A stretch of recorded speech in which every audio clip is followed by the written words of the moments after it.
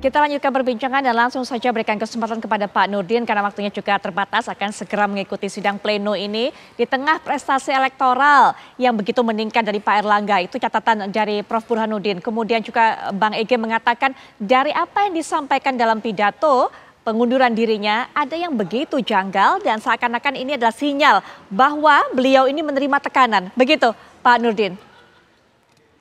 Itu yang disampaikan Prof. Burhan itu adalah sesuatu yang juga tidak bisa kita bantah karena memang secara objektifnya seharusnya Pak Erlangga tidak mundur ya dengan prestasi-prestasi menaikkan suara Partai Golongan Karya, kemudian apa namanya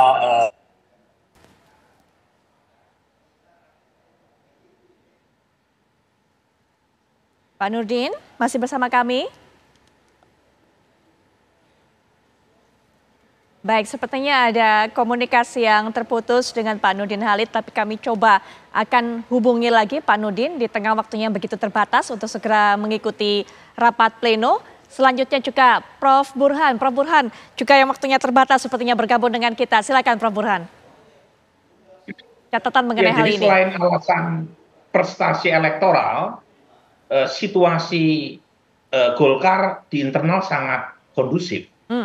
Jadi tidak terdengar riak-riak di internal terkait dengan ketidakpuasan atas kinerja Erlangga Hartarto sebagai ketua umum. Walaupun Jadi, ada nama-nama kita dengarkan mengincar jabatan itu, Prof. Burhan? Iya, betul. Muncul nama-nama sebagai calon di luar dari Erlangga, tetapi secara internal kan situasi kondusif itu bisa kita saksikan.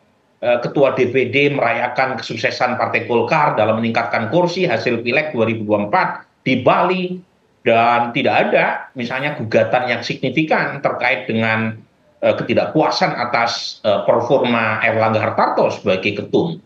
Jadi memang mengagetkan dan tentu saja apa yang disampaikan oleh Bung Effendi Ghazali tadi sangat make sense ya, bahwa mungkin ada alasan lain yang kita tidak tahu mengapa Erlangga Hartarto pergi.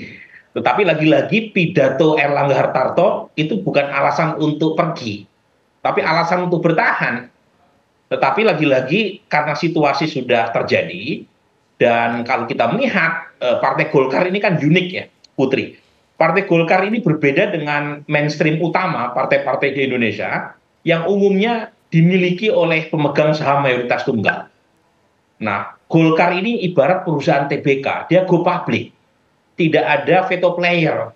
Lain kan misalnya PD Perjuangan yang sangat identik dengan Ibu Mega, Demokrat yang sangat identik dengan Pak SBY, Gerindra dengan Prabowo Subianto, Nasdem dengan Surya Paloh. Jadi setiap ada dinamika di internal atau intervensi dari eksternal, itu veto player semacam ini berhasil menahan gempuran semacam itu. Di Golkar berbeda. Golkar ini satu sisi menjadi partai yang sangat modern karena tidak tergantung pada tokoh, tetapi juga rentan terhadap friksi dan faksionalisasi. Karena ketiadaan veto player tadi, tidak ada shareholder utama.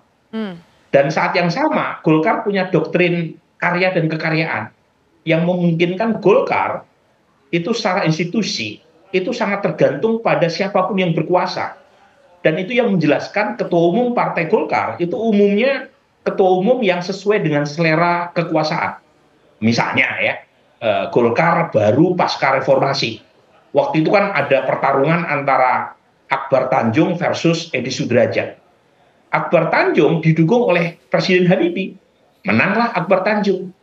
Nah, setelah Akbar Tanjung berhasil membawa Golkar menjadi pemenang pemilu di 2024, harusnya Akbar Tanjung kan dipertahankan sebagai ketua umum Partai Golkar. Tetapi kan Akbar Tanjung saat itu mendukung Megawati dalam Pilpres 2004, sementara pemenangnya adalah SBY JK yang kemudian berhasil mengalahkan Akbar Tanjung. Sesuatu yang aneh, karena Akbar Tanjung berhasil memenangkan Golkar, tapi justru ya pemegang suara di Munas memilih Yusuf Kala. 2009 ada pertarungan antara Pak Abu Rizal Bakri lawan Bang Surya Paloh, tetapi karena Pak SBY lebih punya preferensi dengan Pak Ical, Surya Paloh kalah. 2014 ganti lagi selera kekuasaan Pak Jokowi, maka muncullah dua versi Golkar kan. Pak Ical karena waktu itu dianggap berjarak dengan kekuasaan lebih melirik Agung Laksono. Jadi kalau melihat peta semacam ini, memang Golkar sangat rentan. Ya. Tetapi lagi-lagi saya berharap betul ya, ini bagian dari PR kita sebagai bangsa. Kita membutuhkan partai politik yang kuat, yang mandiri, yang berdaulat, dan yang modern, yaitu tidak tergantung pada tokoh. Dan Golkar punya modal untuk itu. Jadi kita berharap betul Golkar bisa lebih independen tanpa harus mengabaikan doktrin karya dan kekaryaan. Dan kalau misalnya Golkar berhasil, maka kita punya eksperimen memiliki partai yang modern. Dan harapan itu ada di Golkar. Baik, Prof. Burhan, terima kasih sudah meluangkan waktunya di tengah agendanya untuk bisa memberikan pandangan. Kita akan terus tunggu terutama bagaimana hasil sidang pleno yang akan segera berlangsung saat lagi. Sekali lagi terima kasih Prof. Burhan. Pemirsa kita akan jeda sejenak. Saya pamit dulu Putri, Bang Effendi. Terima kasih. Wassalamualaikum warahmatullahi wabarakatuh, Prof. Burhan. Pemirsa nanti kita akan dengarkan juga bagaimana catatan yang akan disampaikan oleh Bang Ege, tapi setelah jeda berikut ini kami segera kembali.